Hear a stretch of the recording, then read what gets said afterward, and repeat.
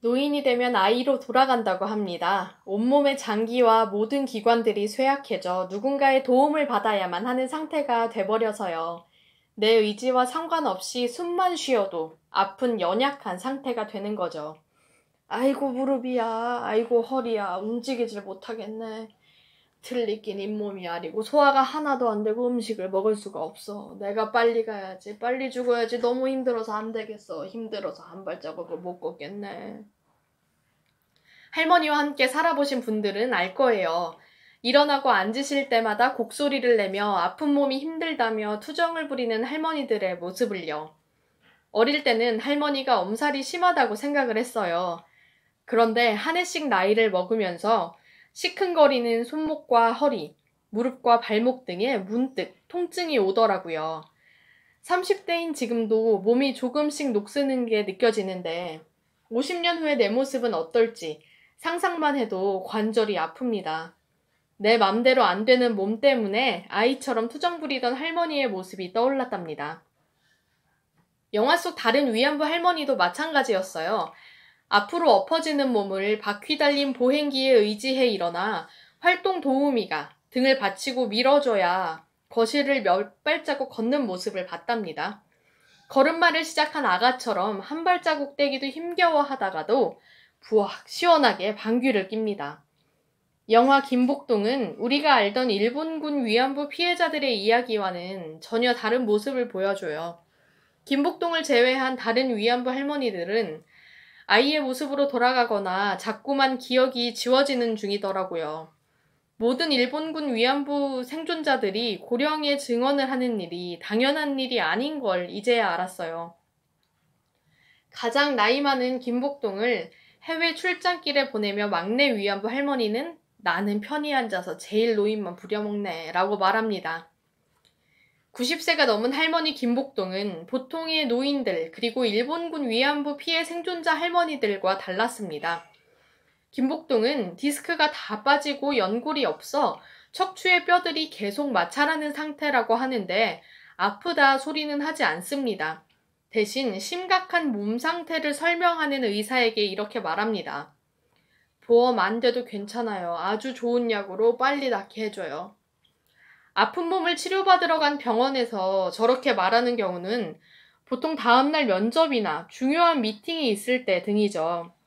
할머니는 당신의 정신과 입이 살아있는 한 진실을 증언하겠다는 결심을 한 탓에 보통의 할머니들처럼 아플 때마다 투정을 부릴 새도 없습니다. 우리가 젊을 때 쇠 빠지게 일하는 이유는 늙어서 편하려고 그런 거죠.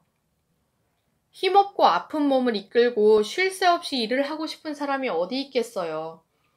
그런데 김복동 할머니는 90이 돼서도 온몸에 통증을 안고 전 세계를 다니며 길거리의 시위에 참석하고 정치인과 인권단체 대표들을 만나며 젊은이들과의 간담회에 대중을 상대로 한 증언까지 하는 출장 일정을 소화해야 합니다. 젊은 사람도 힘들다는 21일간의 해외 일정 중에도 몸이 아프다 투정 한 번 없습니다. 김복동보다 어린 위안부 피해자 할머니들도 감당하길 꺼리는 일정인데도요. 지친 몸을 의자에 기대고 꽃피는 봄을 노래하며 본인의 일정에 동행하느라 고생하는 활동가들을 위로합니다. 김복동은 소녀 시절을 일본군 성노예로 보냈습니다.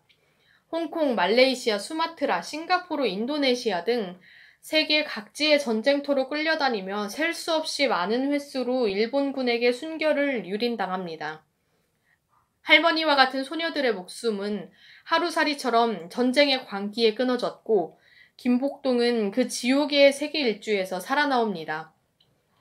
제대로 된 몸과 마음의 치료도 없었습니다. 아물지 않은 상처엔 누구도 관심이 없었고 부모님과 가족들마저 그녀가 위안부였다는 사실을 쉬쉬했어요. 그녀는 억척스럽게 부산 시장에서 장사를 하며 동생들과 친척들의 학비를 감당했답니다. 마을의 이장, 동장과 주변 사람들이 한 목소리로 배불리 먹여준다 라고 하길래 그 말을 믿었다가 영문도 모른 채 위안부가 되어버린 아픔을 묻고 그렇게 30년 넘게 성실히 일만 하며 살았습니다. 그리고 1992년 김복동은 당신이 피해자임을 세상에 알립니다. 그녀는 일본군 성노예 사실을 세상에 밝힌 후 더욱 쓸쓸한 삶을 살고 있다고 말합니다. 언니들마저도 김복동이 부끄럽다며 일본군 위안부 피해 사실을 밝힌 그녀에게 발길을 끊어버려서입니다. 피부치들조차 등을 돌렸는데 피해자를 향한 세상의 손가락질은 얼마나 잔인했을까요? 김복동 할머니의 타고난 성품이 밝고 굳세서 그렇지 힘차게 수십 년간 피해 사실을 증언하고 유엔 인권위원회 등에서 증언을 하셨을 줄 알았습니다. 하지만 그게 아니었습니다. 사실 이 영화 포스터만 봐도 다 아는 이야기 같았습니다. 시사회가 아니었다면 상영관도 적은데 굳이 찾아가서 보지는 않았을 거라고 고백합니다. 영화를 보며 생각이 달라졌고 부끄러워졌습니다. 우리가 다 안다고 생각하며 여러 번 듣고 볼 때마다 고통스러워서 눈을 질끈 감게 만드는 일본군 위안부 피해자 사실이 세상에 나오기까지 얼마나 많은 고난이 있었는지 상상도 못했으니까요. 12년. 그녀가 92년 아시아 연대에서 첫 증언을 한 후 다시 고향 부산에서 소가리를 하며 이 일을 계속해야 하나 고민한 시간입니다. 저는 일본군 위안부 이야기를 여러 번 듣고 읽고 봐서 다 안다고 생각했어요. 일본군 성노예 피해자 당사자가 한 단어씩 사실을 증언할 때 지옥 같은 기억과 온몸에 새겨진 아픔을 되새김질하는 거였음을 왜 몰랐을까요? 나는 피해자 김복동입니다. 로 시작하는 이야기를 계속 할지 말지 자그만치 12년이나 고민하셨대요. 스스로와의 싸움을 10년이 넘는 시간 동안 하신 거예요. 소녀 김복동은 일본군이 앗아갔고 청년 김복동은 경제발전과 형제들 학비벌이에 바쳤습니다. 그렇게 중년 김복동은 묻어둔 상처를 꺼냈는데 그녀의 돈으로 공부하고 생활했던 가족들마저 아물지 않은 그녀의 상처 위로 쏟아내는 비난을 홀로 감내했습니다. 김복동의 일생은 힘없고 가난했던 우리 현대사의 수레바퀴와 주변의 편견에 짓밟혔고 게으르고 무지한 저와 같은 이들의 무관심에 외롭게 세상과 맞서야 했습니다만 그의 정신은 평생 고개 숙이지 않았습니다. 27년간 일본군 위안부 피해자들이 피해 사실을 증언해도 매춘부처럼 자발적 위안부였다며 잡아떼는 아베 정부. 그런 일본 정부와 손을 맞잡고 밀실 합의를 해버린 박근혜 정부 역시도 자꾸만 김복동의 오랜 노력을 시작점으로 되돌려 놓습니다. 그럼에도 불구하고 그녀는 말합니다. 희망을 잡고 살자. 나는 희망을 잡고 살아. 영화는 김복동 이름 석자를 관객들이 모른다는 전제로 친절하게 이야기합니다. 배우 한지민 씨의 담백하지만 힘있는 목소리가 집중력을 높여주고요. 할머니는 이나 그녀는 등의 대명사보다는 김복동은 을 주어로 대부분의 내레이션이 흘러가는 점이 좋았어요. 27년 동안이나 아픈 역사를 증언한 인권운동가인 김복동의 이름을 저 또한 몰랐습니다. 그저 위안부 할머니 중 한 명, 문재인 대통령이 조문한 위안부 할머니 정도로만 희미하게 알고 있었을 뿐이죠. 매주 수요일 일본 대사관 앞에서 일본군 위안부 문제의 해결을 요구하는 정기 집회는 올해 8월 14일 1400회를 맞습니다. 세계 최장기 시위로 기록될 만큼 끈질기고 대단한 이 싸움이 내 눈앞에서 일어나고 있는데도 오래된 일상처럼 그저 스쳐 지나갔습니다. 가끔 대형 문구점이나 온라인에 팬시 제품을 구입하면 금액의 일부가 위안부 나눔의 집으로 간다는 프로젝트에 참여하며 5,000원 정도의 마음의 짐을 덜 뿐이었죠. 현실에 치여서 먹고 사는 일에 바빠서 라는 핑계로 저처럼 그녀의 이름을 잊어가는 사람들이 많을지라도 그녀가 세상에 심어놓은 희망의 씨앗은 무럭무럭 자라고 있었습니다.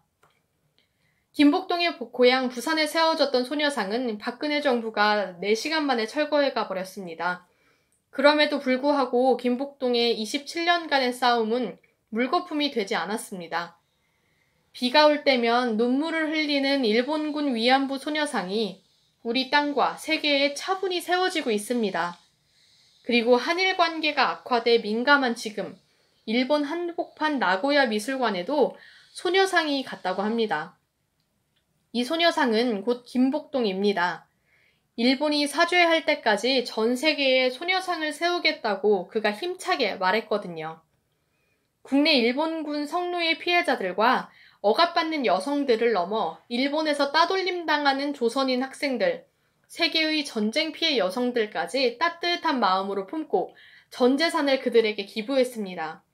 그리고 아픈 몸을 이끌고 하늘을 건너 직접 찾아가 잘 보이지 않는 눈으로 그들의 두 손을 꼭 잡았습니다. 그녀는 참 이성적입니다. 위안부 피해자들을 배제한 채 일본과 위안부 합의를 하고 온 박근혜 정부의 외교부 차관에게 천둥같이 화를 내는 다른 피해자 할머니와는 달리 조용히 앉혀놓고 자초지종을 따져 묻고 본인의 의견을 말합니다. 차라리 욕 한 바가지 시원하게 퍼부으면 당신 속이라도 편할 텐데 말입니다. 암치료를 받고 5일 만에 비오는 외교부 청사 앞에서 시위를 할 때도 취재진들 사이에 일본 언론사 기자가 있는지를 묻습니다. 그리고는 힘있고 논리적으로 말합니다. 아베 총리의 귀에 당신의 말이 꼭 들어가게 해달라고. 아베 총리가 꼭 당신의 말을 신문에서 읽게 해달라고 당부합니다. 일본군 성노예로 의지와 상관없이 끌려간 김복동이가 이렇게 있다고. 1,000억 엔을 줘도 안 받지만 사실을 인정하고 사과한다면 받아주겠노라고. 이 영화는 담담하게 사실을 나열합니다. 하루에 수십 명이 줄을 서서 소녀들을 유린했던 온갖 변태적인 성적 가학행위를 묘사하지는 않습니다. 그저 그녀와 주변의 모습을 비출 뿐인데도 눈물 줄기가 흐릅니다. 가녀린 김복동 할머니의 어깨 너머 진실을 외면해왔던 죄책감이 밀려옴과 동시에 사리분별 명확한 그녀의 모습에 묻힌 아픔이 잠깐씩 보일 때마다 울컥하는 건 극장의 다른 관객들도 마찬가지였나 봅니다.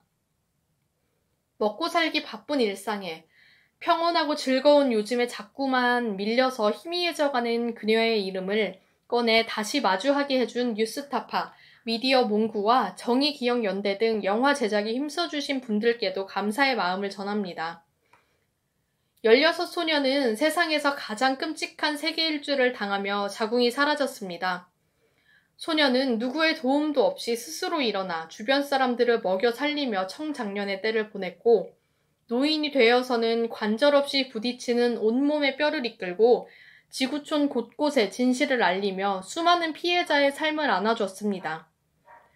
상영관이 많지 않지만 나이는 94, 이름은 김복동을 꼭 보시길 추천드립니다. 유니클로, 데상트 등 의류 제품을 비롯한 일본 상품 불매 운동으로 아베의 경제 제재에 반기를 들기로 결심한 여러분, 박근혜 정부가 어떤 밀실 협약을 했는지 아베와 일본 극우단체가 일본군 위안부 피해자들에게 어떤 말을 하는지 영화를 통해 보셔야 하니까요. 위안부 피해자 할머니가 담배를 피우는 모습이 낯설었습니다. 저는 다 알지도 못하면서 위안부 피해자들을 다 안다고 생각했습니다. 일상의 고단함과 끊임없는 그들의 고뇌를 몰랐습니다. 더 많은 이들이 보고 더 많은 이들의 입에 김복동이 오르내리길 바라는 마음으로 가족과 친구들에게 영화 티켓을 선물하려고요. 영화는 일본군 성노예자의 아픈 과거만 얘기하지 않거든요. 가까운 미래는 우리 손으로 바꿀 수 있다는 것을 김복동의 삶을 비춰 말해줍니다. 그리고 그녀의 빛나는 눈이 나를 바라볼 때는 보잘것없는 작은 나도 진실 앞에 눈 감지 않는 삶을 살 수 있다는 용기를 얻게 됩니다. 지금 우리의 현실에서 부당한 일이 있을 때 어떤 선택을 해야 하는지, 주변에 그런 사람이 있을 때 어떻게 해야 하는지도 스스로 깨닫게 해주죠. 저는 그녀의 이름을 부르는 것만으로도 죄스러운 평온한 일상을 누리고 있습니다만 앞으로 김복동 이름 석자를 떠올리는 것만으로도 어떤 일이든 겪어낼 수 있을 것만 같습니다. 그가 말로 설명할 수 없는 끔찍한 고통을 안고도 꿋꿋하게 삶을 버티게 해준 세 글자는 김복동이었다고 합니다. 할머니는 겨울이 가고 꽃피는 3월, 범띠 호랑이가 활기차게 뛰노는 아침 10시에서 11시에 태어났다고 해요. 그의 아버지가 사랑을 가득 담아 딸내미에게 지어준 그 이름 하나를 붙잡고 그녀는 평생을 우리에게 선물하고 가셨습니다. 영화를 보고 나면 스스로 불러볼 일이 별로 없는 내 이름 석자를 부르는 것만으로 세상을 버텨낼 힘을 얻으실 거예요. 김복동은 나와 여러분이 본인보다 나은 삶을 살길 바랐던 우리 모두의 어머니입니다. 부디 고통 없는 하늘에서 평온하시길 기도합니다. 고맙습니다. 4호선, 7호선, 총신대 입구역 아트나인 5관은 건물 12층에 있어요. 신기하게도 극장인데 창문이 있어서 영화가 끝나고 블라인드가 올라가면 멋진 서울의 풍경을 높은 곳에서 볼 수 있답니다. 보통 극장에서 보지 못했던 다양한 영화들의 상영 일정을 보면서 보고 싶은 영화가 되게 많아졌어요. 영화 김복동과 함께 극장 아트나인도 추천드려요. 들어주신 여러분 고맙습니다. 구독과 좋아요, 댓글은 큰 힘이 된답니다. 더운 여름 건강하고 시원하게 보내세요.